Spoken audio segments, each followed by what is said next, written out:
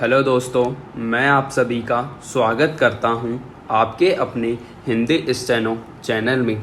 दोस्तों, आप हमारा टेलीग्राम ग्रुप ज्वाइन कर लीजिए, जिसमें आपको रोज़ाना की मैटर की पीडीएफ आसानी से मिल जाएगी, जिसका लिंक डिस्क्रिप्शन में दिया हुआ है। तो अब डिक्टेशन स्टार्ट करते हैं। डिक्टेशन स्टार्ट होगी 5 सेकंड बाद। स्टार्ट। महोदय, इस बार मानसून पर दोहरी मार पड़ने की आशंका पैदा हो गई है। उत्तर भारत में हो रही लगातार बेमौसम बरसात और प्रशांत महासागर समुद्र गर्माने के कारण मानसूनी बारिश सामान्य से कम होने की संभावना बताई जा रही है। इसलिए इस संभावना से इनकार नहीं किया जा सकता है, क्योंकि प्रशांत महासागर के बारे में कहा जा रहा है कि समुद्र की सतह का तापमान सामान्य से आधा डिग्री की बढ़ोतरी हो चुकी है और तापमान में लगातार बढ़ोतरी का रुझान सामने आ रहा है। मौसम विभाग के अनुसार बताया जा रहा है कि प्रशांत महासागर में पेरू के निकट समुद्रीय तापमान में हो रही वृद्धि को देखते हुए अल नीनो का खतरा बढ़ गया है। यदि यह समुद्रीय तापमान और बढ़ता गया तो अल नीनो बनना तय माना जा रहा है। मुझे याद है कि अल नीनो से संबंधित आशंका पिछली बार भी जताई गई थी, लेकिन तापमान बढ़ते बढ़ते सितंबर निकल गया था और इसका प्रभाव मानसून पर नहीं पड़ा था। पिछली बार बारिश कम हुई थी। अल नीनो बनता है तो यह जरूरी नहीं है कि बारिश कम होगी।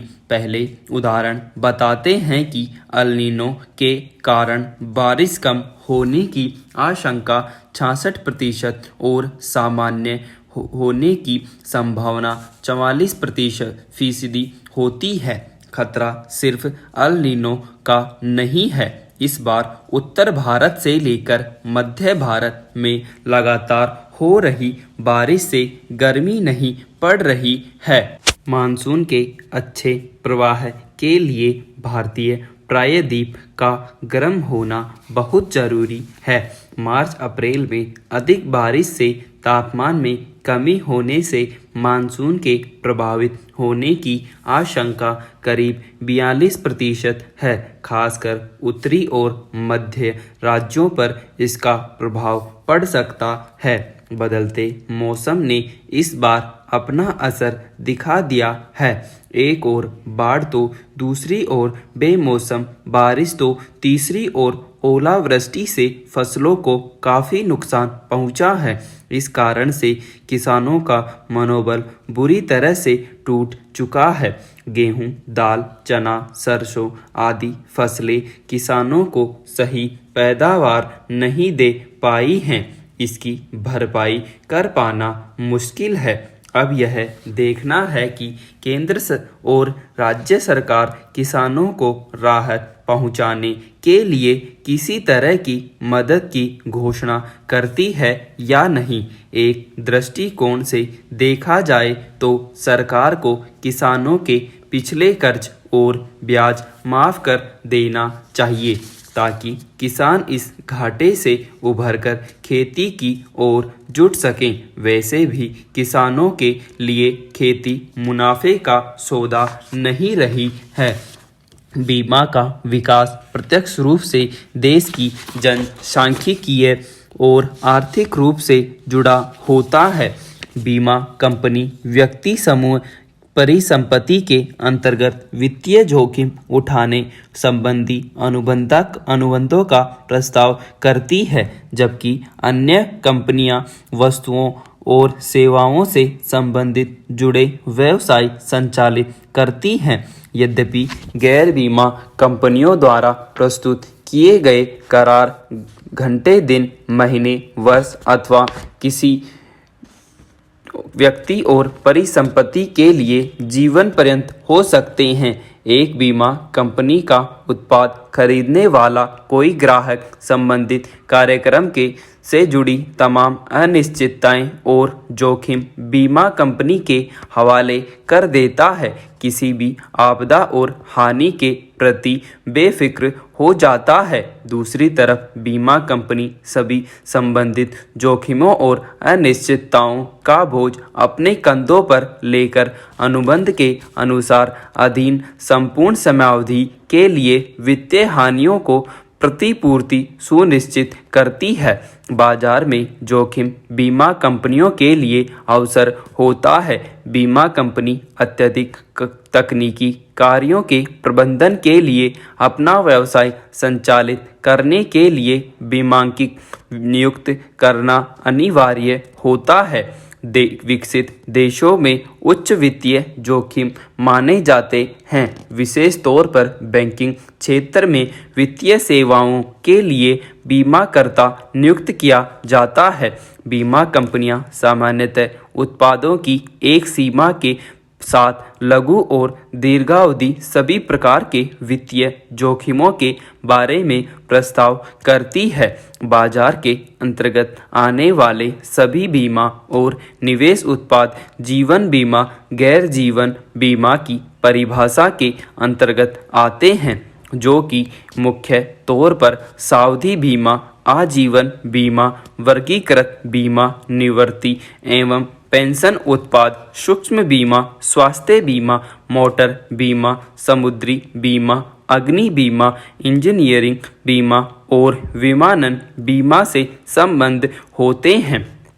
पुनः बीमा व्यवस्था के अंतर्गत बीमा कंपनी अपने जोखिम का एक भाग दूसरी कंपनी बीमा को अंतरित करती है, पुनः बीमांकित कहलाती है। भारत में बड़ी संख्या में परामर्शी बीमांकिंग और बीमांकन संस्थाएं काम कर रही हैं, जो कर्मचारी लाभों के लिए क्षेत्र में अपने सेवाएं प्रदान कर रही हैं। अब निश्चित रूप से स्वीकार्य किया जा सकता है किसी भारतीय बीमांकित संस्थान भारत में बीमांकन व्यवसाय के नियमन के लिए सर्वाधिक संस्थान है। अब यह भी प्रमाणित हो चुका है कि भारत बीमांकन बाहरी स्रोत से सेवाएं देने के लिए हब के रूप में तैयार हो गया है। हमारे देश का 600 लाख हेक्टेयर क्षेत्रफल रबी की खेती के लिए माना जाता है। अचानक बदलते मौसम का असर और फसल की बर्बादी देखकर अन्नदाता को परेशानियों का सामना करना पड़ रहा है। हमारी ज़्यादातर खेती मौसम के अनुसार होती है। इसका असर हमारी खाद्य सुरक्षा पर पड़ सकता है।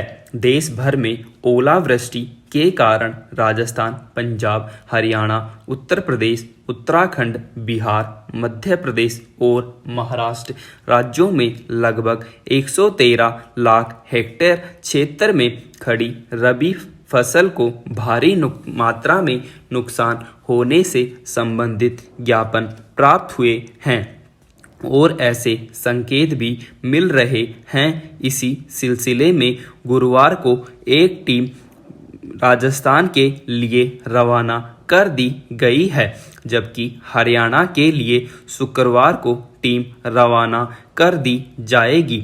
ऐसे प्रभावित किसानों के लिए फसल बीमा के दावों का तुरंत निस्तारण करने के निर्देश जारी किए जा रहे हैं।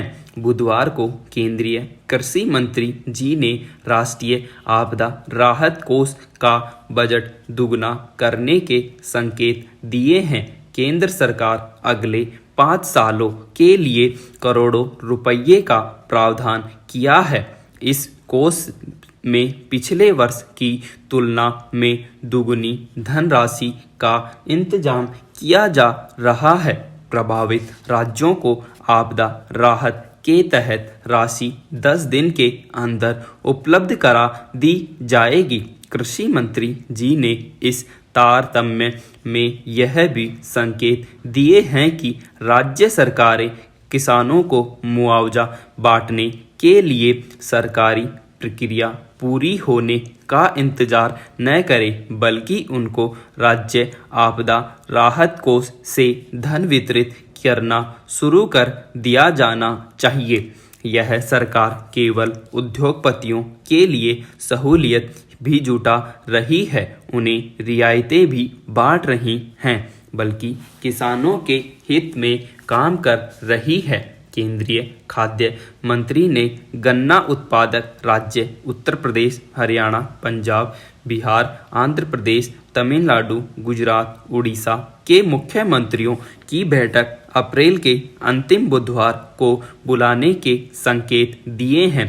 इस बैठक में संबंधित राज्यों के मुख्यमंत्रियों के भाग लेने की संभावना व्यक्त की जा रही है। गन्ना किसानों का चीनी मिल मालिकों पर करीब करीब करोड़ों रुपया बकाया है। इस संबंध में बताया जा रहा है कि खाद्य मंत्री बैठक से पहले किसानों के प्रतिनिधियों से भी मुलाकात करेंगे और मिल मालिकों पर गन्ना किसानों के बकाया भुगतान का रास्ता तलाशने की कोशिश की जाएगी। बकाया राशि के भुगतान के संबंध में कोई न कोई हल निकालने की संभावना व्यक्त की जा रही है। विराम।